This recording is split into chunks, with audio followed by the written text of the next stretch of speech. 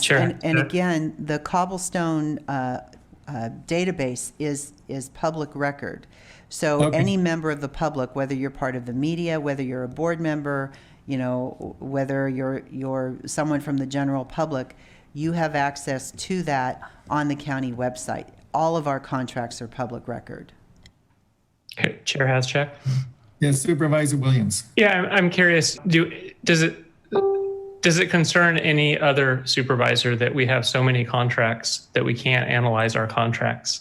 I know the department heads are managing their subset of the contracts, but I can imagine if the executive office doesn't have the staffing, I agree, to analyze the full stack of 1,000. Certainly department heads don't have those resources to look for duplication across departments.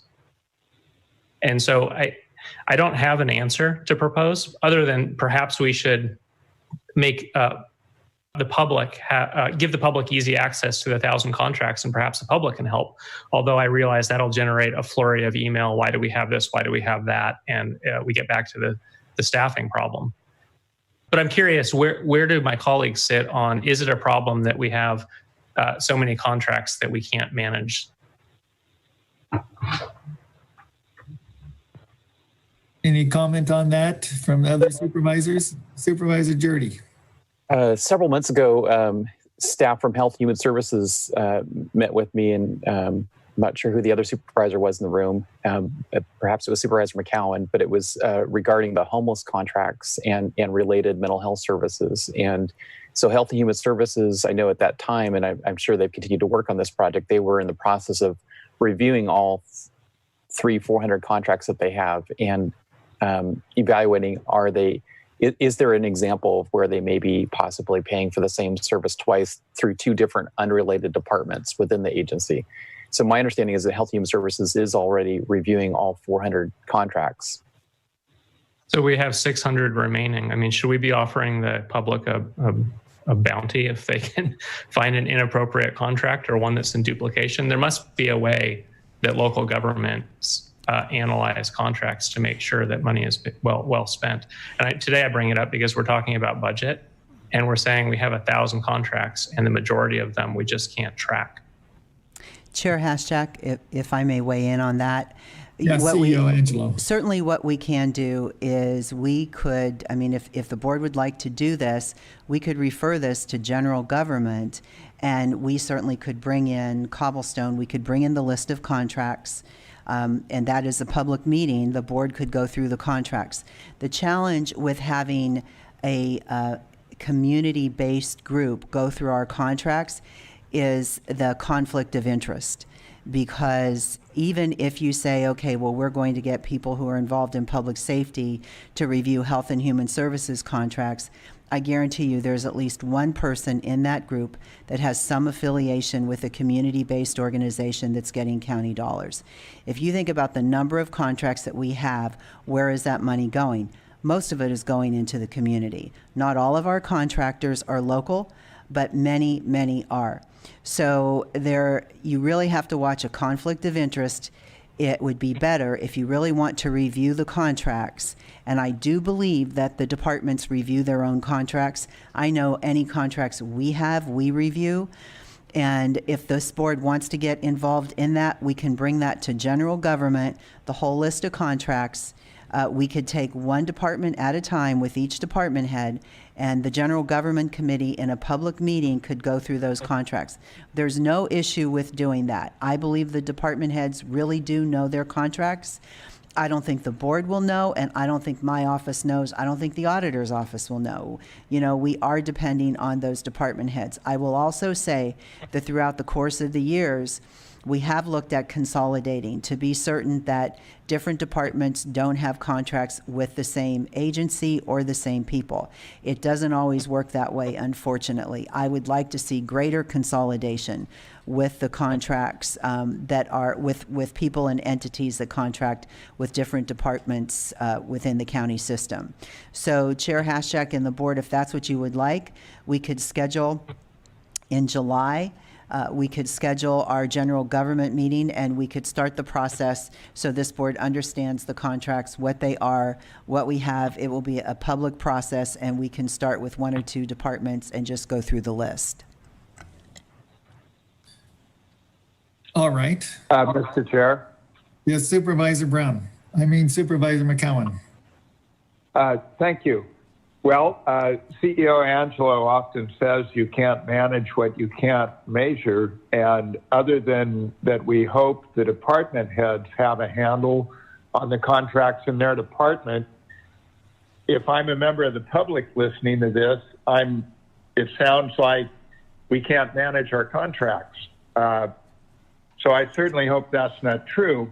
But I think a starting point might be to ask each department to identify, or we could identify, Cobblestone should be able to tell us how many contracts per department. That'd be one data point. Another would be, and this would probably require the departments to weigh in, what is the source of funding for each of those contracts? State and federal funds, grant funds, general funds, whatever it may be. And then which of those contracts perform core services that we are mandated to perform?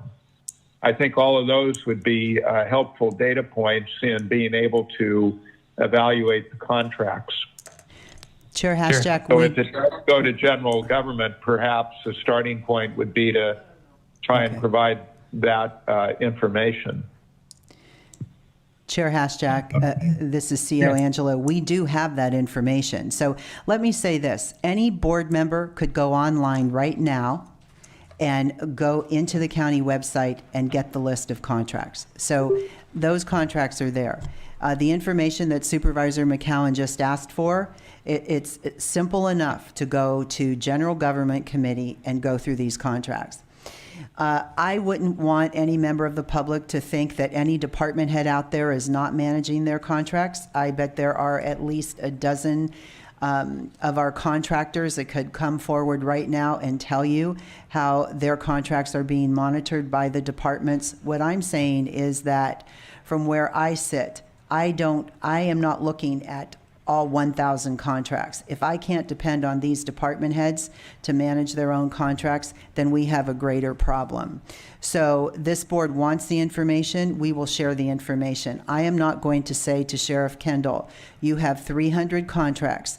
You need to cut this contract, this contract, this contract. I am going to trust that Sheriff Kendall knows what contracts he could reduce by 3%, 5%, 7%.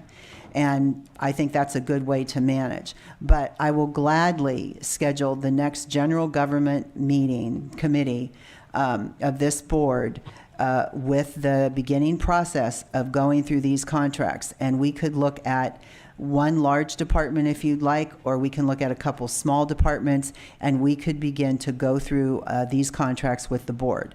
Again, I believe that the department heads do manage their contracts and monitor them. I think community-based organizations will tell you that. And gladly, and certainly we can bring them to the board. Chair Haschak. Yes, Supervisor Williams. Yeah, I also have confidence in department heads managing their contracts. My concern is we may have duplication across departments. We may have the sheriff's department engaging in contracts that are duplicative of HHSA or Department of Transportation.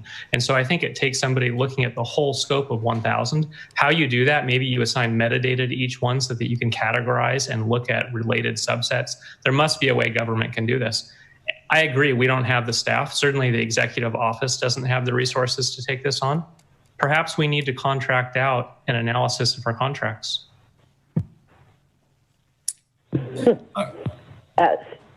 Chair Haschak. Yes, Supervisor Brown.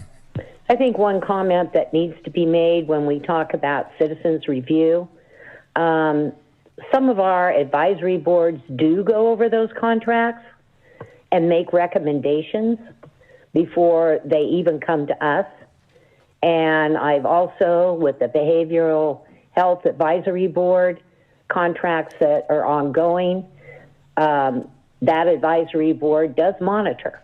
So I just wanted to bring this in. There is citizens oversight, and there is department oversight in many of the advisory boards I've sat on. I think that's an important point to remember.